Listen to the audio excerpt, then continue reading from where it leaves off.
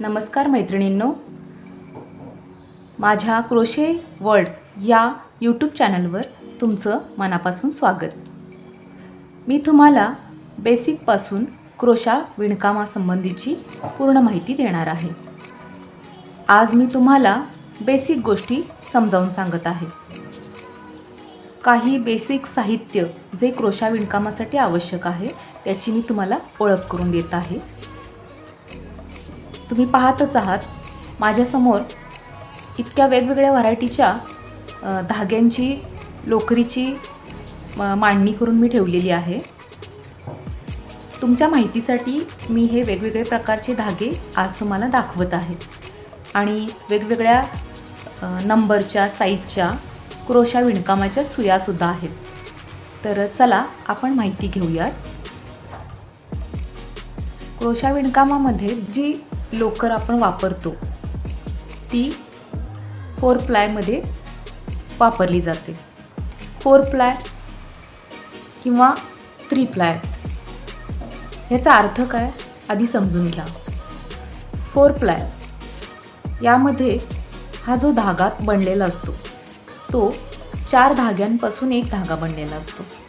जर हे तुम्ही पीळ थोडा हलका सोडला तर तुम्हाला लक्षात येईल हे 4 धागे मिळून हा एक लोकरीचा धागा तयार झालेला आहे। तर हा 4 प्लाय। त्याचप्रमाणे हा 3 प्लाय यामध्ये 3 धाग्यांचा एक धागा बनलेला आहे। तर हा थोडा बारीक असतो। नाजूक विणकामासाठी हा 3 प्लाय वापरला जातो। पण शोभेच्या वस्तू ज्या लोकरीच्या तोरणांसाठी वगैरे आपण वापरतो तो हा 4 प्लायचा धागा असतो। काही लोकर ही अशा शायनिंग स्वरूपामध्ये पण मिळते।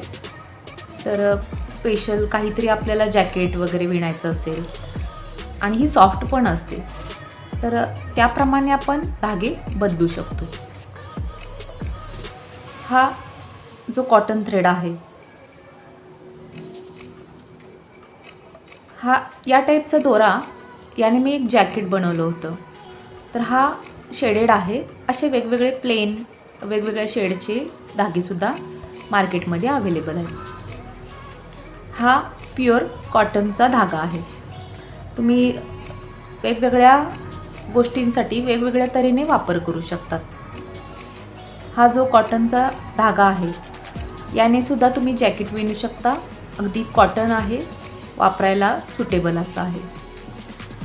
हे जे आहे ही फर टाईप जी धागे मिळतात ही पण सॉफ्ट आहे। याचं मी एक छोट्या मुलासाठी जॅकेट विणलं होतं। तर हा एकदम सॉफ्ट धागा आहे। विणकाम अगदी बेसिक पद्धतीनेच होतं। हा आहे एक स्पेशल थ्रेड, एकदम बारीक आहे। यासाठी सुई पण बारीकच वापरावी लागते। मोठ्या रेग्युलर सुईचं हे काम नाही। आणि यामधून पर्सेस, वेगवेगळे जॅकेट्स, कोणत्याही आयटम्स तुम्ही शॉल असे वेगवेगळ्या गोष्टी विणू शकतात। ही पर्स थ्रेड आहे। ही सुद्धा पर्स थ्रेड आहे। पण या दोन्हीचा प्रकार वेगवेगळा आहे। मी यापासून सुद्धा एक पर्स विणली होती आणि यापासून सुद्धा एक पर्स विणलेली आहे। हा एकदम सॉफ्ट आहे, शायनिंग आहे। तर बाजारामध्ये असे वेगवेगळ्या स्वरूपात तुम्हाला धागे बघायला मिळतील। आता पाहूयात सुया। बेसिक सुई आपण जी क्रोशा विणकाम जे तोरण, स्वेटर यासाठी 4 प्लाय लोकर वापरून जी करतो त्यासाठी आपल्याला ही 9 नंबर किंवा 10 नंबरची सुई वापरावी लागते। ही बेसिक विणकामासाठी आवश्यक आहे। या सुईचं तुम्ही पाहू शकता पुढचं टोक असतं ते कर्वमध्ये असतं। तर याचा वापर करून हे क्रोशा विणकाम केलं जातं। ही छोटी सुई असते। कशी धरायची वापरायची याबद्दल मी तुम्हाला माहिती पुढच्या व्हिडिओमध्ये नक्की देईन।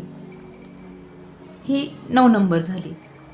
ही थोडीशी मोठी आहे, 5 नंबरची।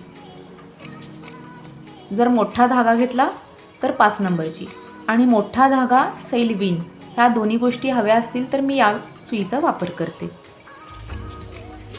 ही जी सुई आहे ही आहे 8 नंबरची. ही मला बाजारात आवडली होती म्हणून मी घेतली होती. म्हणजे एक कलेक्शन असावं आपल्याकडे या दृष्टीनं मी त्याची खरेदी केली होती. नंतर मी एक सुतळीचं विणकाम केलं होतं. सुतळीचं मॅट बनवलं आहे. त्यासाठी मला ही सुई उपयोगात आली. कारण सुतळीसारखे धागे वापरायचे तर त्याला सुई पण तितकीच मोठी हवी. आणि ही जी सुई आहे ही आहे 10 नंबरची, 10 mm ची.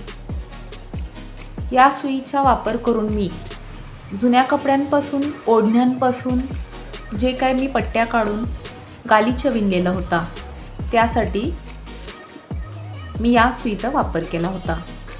ही खूप मोठी सुई आहे. रेग्युलर विणकामासाठी आपल्याला 9 नंबर किंवा 10 नंबरची सुई वापरायची.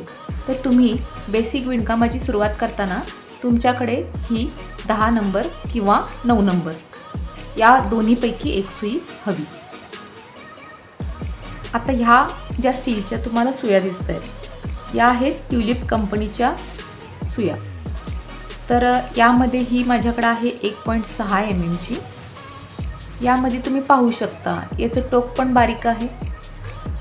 ही आहे 1.5 mm ची. ही सुद्धा टोक बारीक आहे, पण ॲज कम्पेअर्ड टू ही जी आहे 1 mm ची, या 1 mm ची टिप आणि याची टिप तुम्ही पाहू शकतात. यामध्ये खूप फरक आहे. तर ही एकदम बारीक दोऱ्यासाठी, जसं की हा दोरा, तर या दोऱ्यासाठी ही 1 नंबरची सुई मी वापरेल. आणि ही 1.5 mm ची ही थोड्या मोठ्या धाग्यांसाठी, म्हणजे हा कॉटन थ्रेड, याच्यासाठी मी 1.5 किंवा 1.6 mm ची सुई वापरेल. तर आता आपण ही सुयांच्याबद्दल माहिती पाहिली. तर आता आपण बेसिक विणकामाची सुरुवात करूयात. ठीक आहे, तर मग ह्याचा पुढचा भाग तुम्ही नक्की पहा. तुम्हाला सर्वांना जर काहीही शंका असतील, म्हणजे माझ्याकडून तुम्हाला काय शिकायचं आहे नेमकं, याबद्दल तुम्ही कमेंटमध्ये मला नक्की सांगा.